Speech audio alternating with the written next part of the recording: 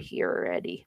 Yes, very important. Or if you see negative feedback, don't just close your eyes. I Hmm. like to see negative feedback actually more than the positive, Yeah. because the negative feedback is where you can mitigate. Is this negative feedback tolerable for me?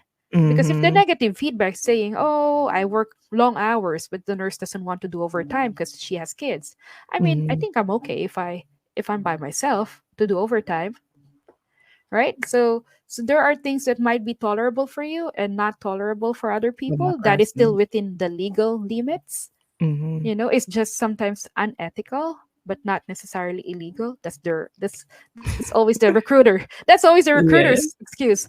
Oh, it's ethical. Oh, it's not ethical, but it is legal. So I'm like, all right, sure, right? But there are also, illegal that are non-ethical. That's the one that I Right. want to like destroy out here. Um, so watch out for red flags. Hmm. Anybody who's saying that you will know where you will be assigned when you get there, Mm-mm. that's already a big red flag for me. Yes. If they're not giving you anything, it's technically they can send you all over the United States. If you're okay with that, that's fine. Yeah. But if you have family and kids to be with you, that's kind of risky. Yes, it is.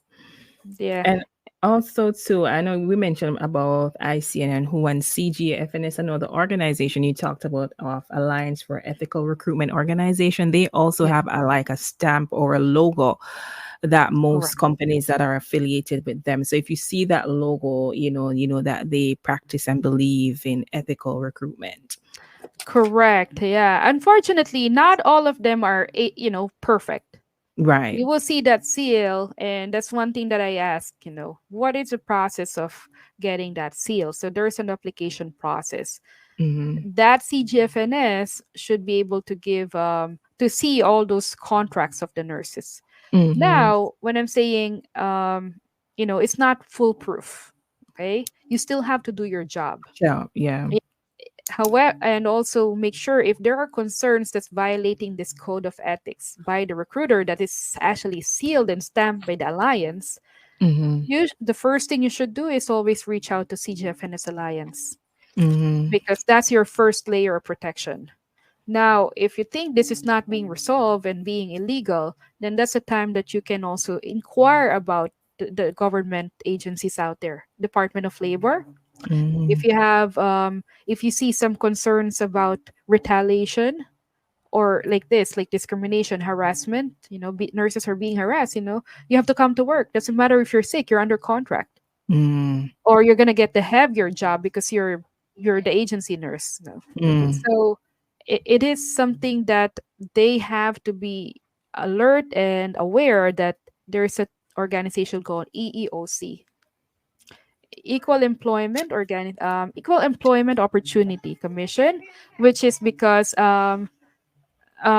this is done by the Department of Labor to make sure that harassment, bullying, retaliation, discrimination is being addressed. So those are the layers of protection that these nurses can use to protect themselves.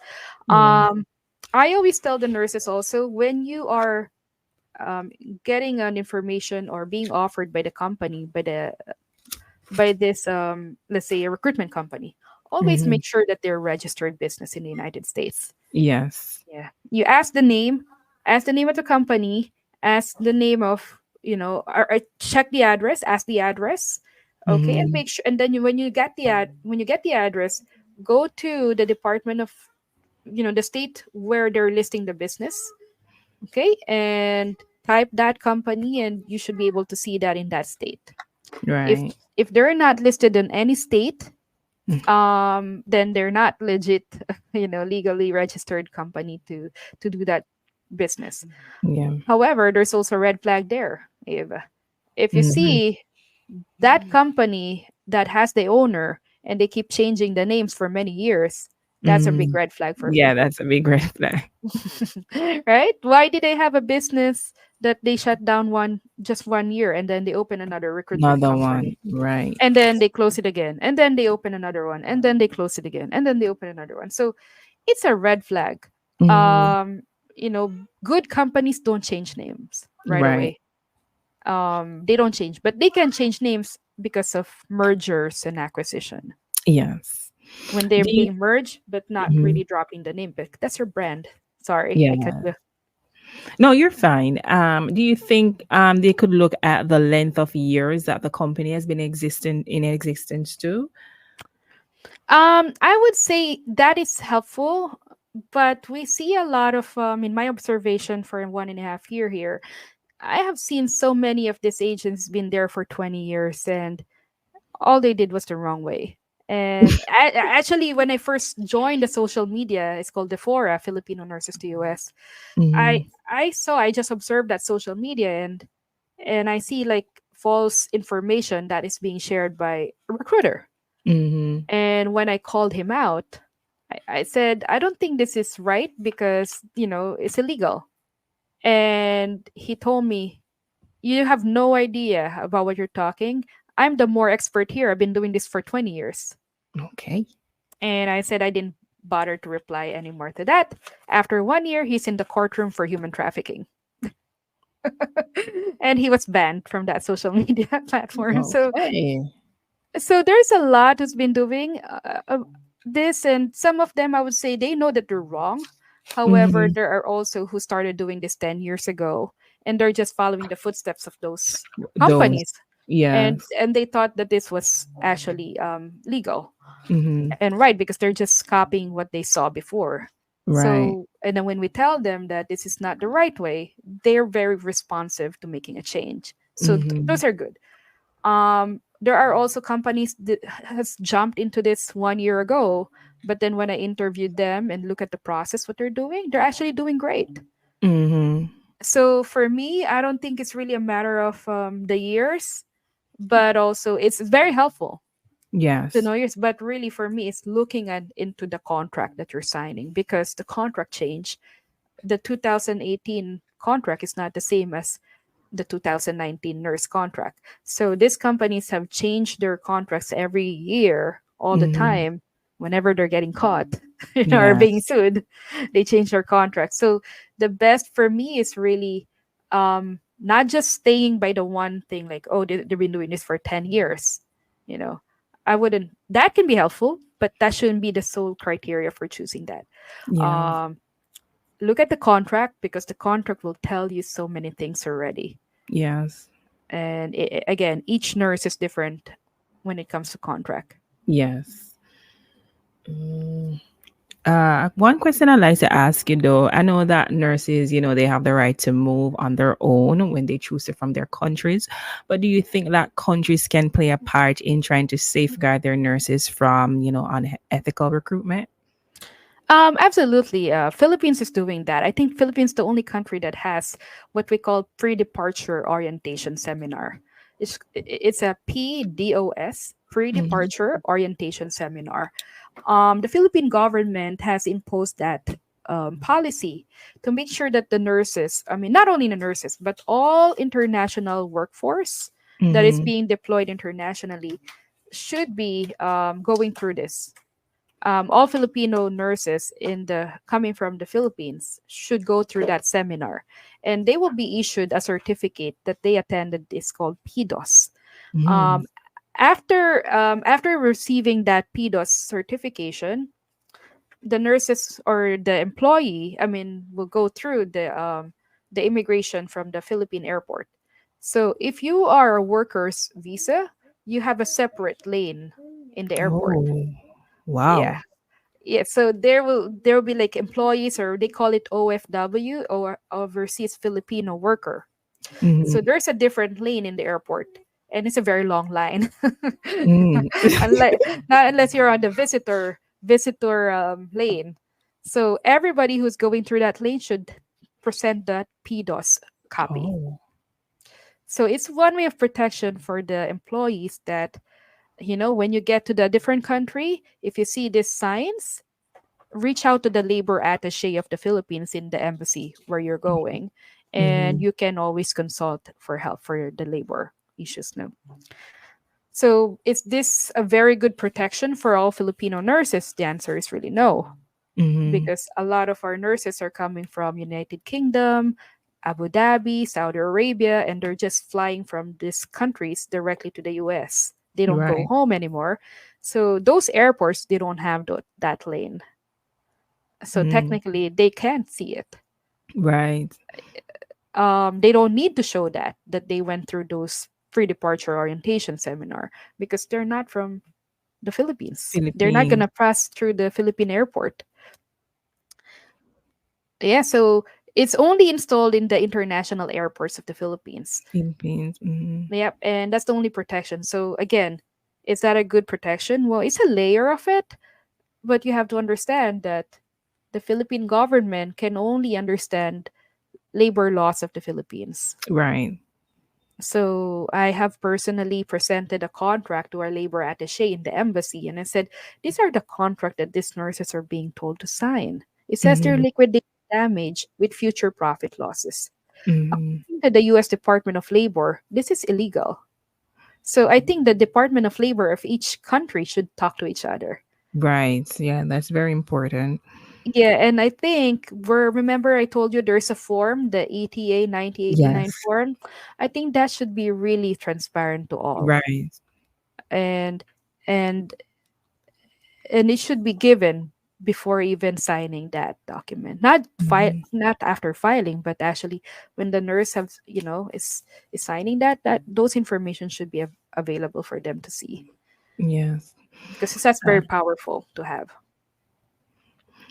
do you also think that they could implement regulations like who, but still it's a bit far fetched, like who can recruit from your country to make sure they do proper checks, and backgrounds that could help, to safeguard also.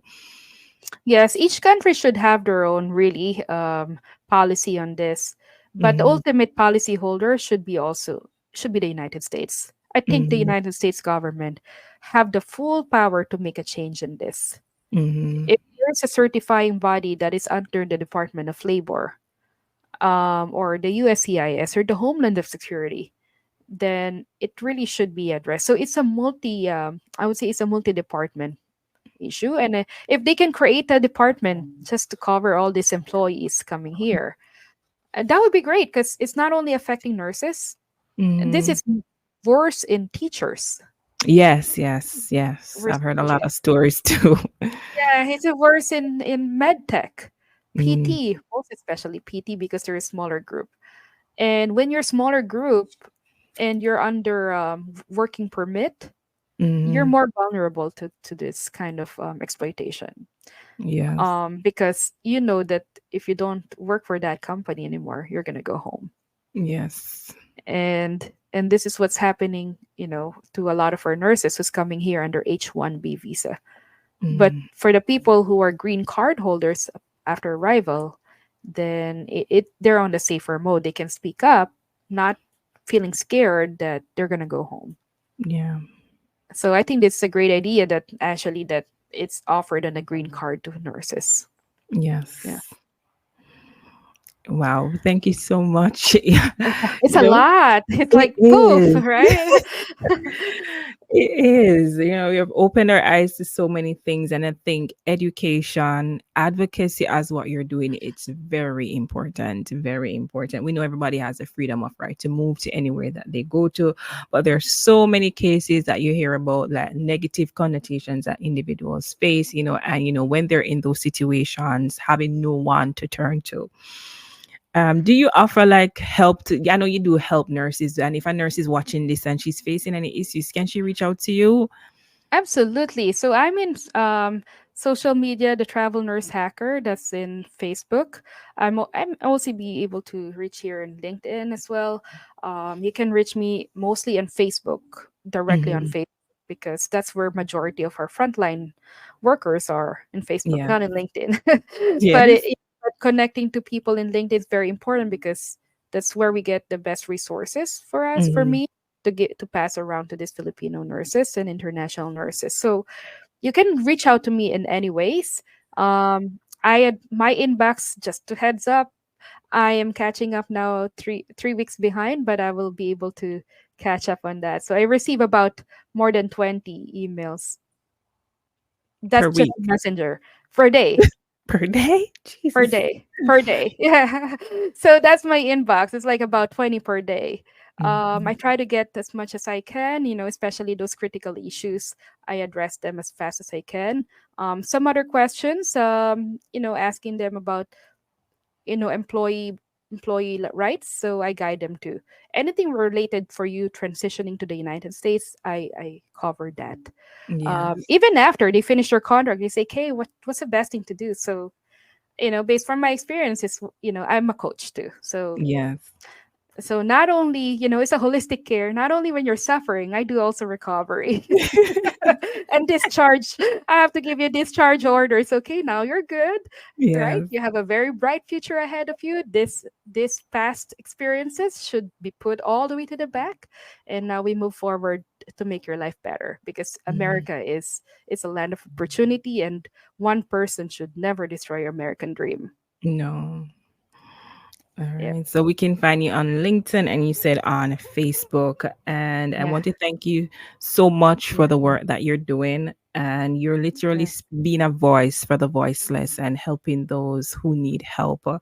It's a strong, powerful work that you're doing. And I wish you all the Yeah. best in your endeavors. And we'll definitely keep communication. I really enjoyed this Mhm. session, very educative, and, the impact of advocacy. I hope this reaches, somebody who is there who may have some issues that we spoke about, and just creating opening communication for those who need help. So I want to thank you so much for coming, the contract nurse Mhm. hacker K, and thank you for being on Empowered RN.